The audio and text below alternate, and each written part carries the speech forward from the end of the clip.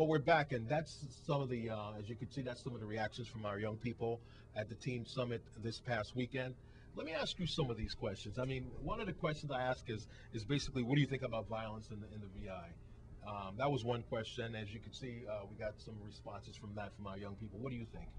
I think violence in the Virgin Islands is really, really gone to a new level of heights, you know. I think people are angry, people are frustrated, and they're acting out, particularly the young people, you know. I really see that, you know, it's a reaction. It's a reaction to not being, feel like you're a part of a structure. You know, even though you're within a community, you really don't feel like you're a part of the You think community. they feel isolated? I feel that that's part of it, part of the issue. And then, of course, there's so many other things, you know, that triggers the violence in our community. One of the things is that we cannot overlook that crime, you know, it runs through the entire society from government right down. And I'm not trying to involve government and blame government, but we need to also begin as adults look at the things that we do. As adults, what do you think?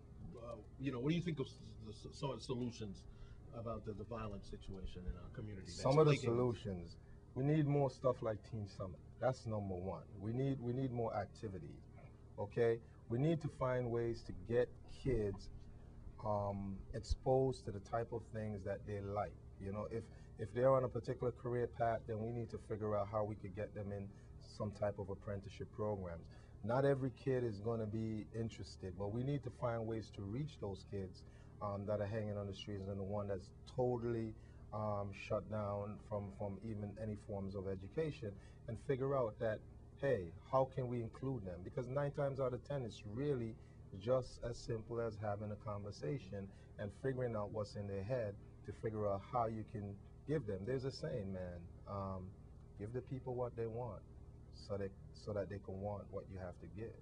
You know what I'm saying? So it starts with finding out what they want and finding out the kind of things that they would like to see. Even the ones, listen, there is no bad person, man. I really don't believe that. You know, I really believe that people You're are good at heart. right? I am, and maybe I'll pay for it, but that's my feeling. You have hope. Yes, and if all of us feel that way about our young people in the community, I think that's one of the solutions. Yeah, and I really think that we have to come from a place of love, a love that, you know, transcends all negativity. You know, me, when I look at this community, I was born here, and my love for this island is great. My love for the people of this island and the entire territory is great. You know, I feel vested. I feel like I have to do something in this community. I feel like I have to be a part of making this community a great place to live. Well, I was going to ask you, that was going to be the next question. What do you think we can do in the community to strengthen our ties with the VIPD? But I think you answered that question. We can move on to the next question. Do you think we need stiffer penalties? No. I think penalties. The funny thing is, the more you increase the penalties, the more you're going to see the crime increase. I mean, you can hire more police officers. You know, it's almost like, you know, you're creating this big thing like of opposing sides. You know, so my thing is really look and seeing what it is that we can create that is not even building more prisons. No, prisons aren't the solution. Prisons aren't the solution. I think that really and truly we need to come from a different place. Mm-hmm. And that place is, again, reaching out, figuring out how we can engage, because the community hasn't really sat down and confronted itself.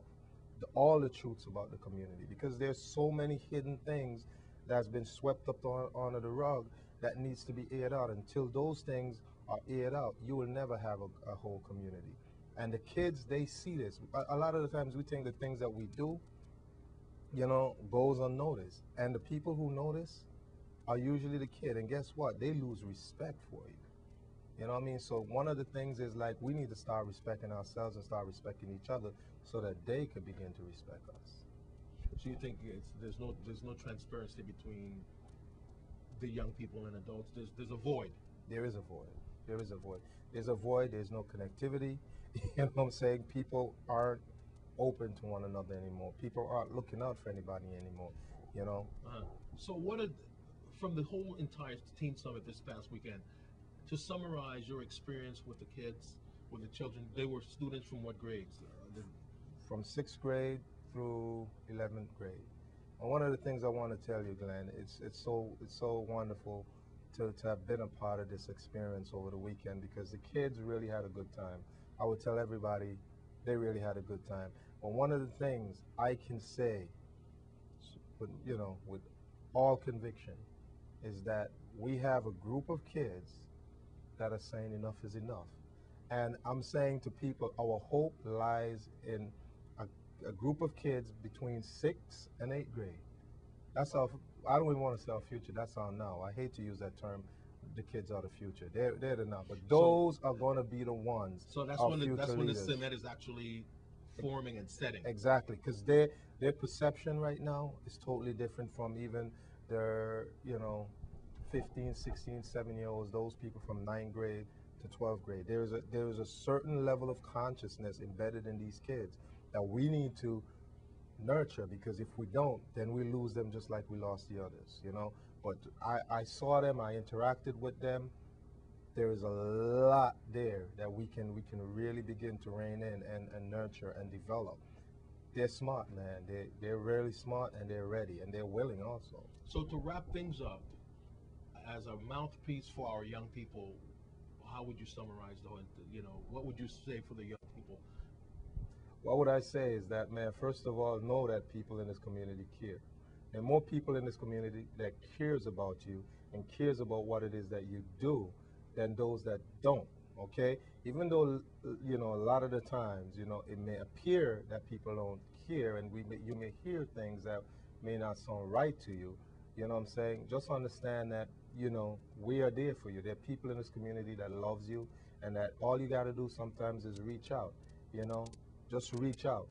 And we ourselves as adults need to begin to reach out and look out for these kids. If we see them doing something, don't walk away and allow them to do it. Pull them up on it, because that's when they're going to respect you. That's when they're going to love you. And that's when they feel that love and that care, because you corrected them, and that's important. But to just say, to the young people, man, I see you, I feel your pain, and I know that many of you have very good hearts. And many people in this community have very good hearts. So that's what you got to say about that. That's all I got to say, Glenn. Well, of course, like I said, this is our first series of Answers and Solutions, and we're going to continue this program for the next couple of weeks. We're tired of the violence, and as News Channel 8's general manager, we decided to stop the news for at least a couple of weeks, Alex, and come up with answers and solutions, and that's what we're going to be doing for the next couple of weeks. Glenn, I just have to applaud you on that, because this is what we're talking about, change. And it begins like this. You have already made change. So again, this is just one of these examples, and we just need to continue to do these things. Thank you very much. You're welcome. And if you'd like to send us any information pertaining to Answers and Solution, you can send us an email to channel8@wsvitv.com, or you can fax us at 778-5011. For Answers and Solutions with Alex George from the Unity Coalition, I'm Glenn Drake. Thank you for watching.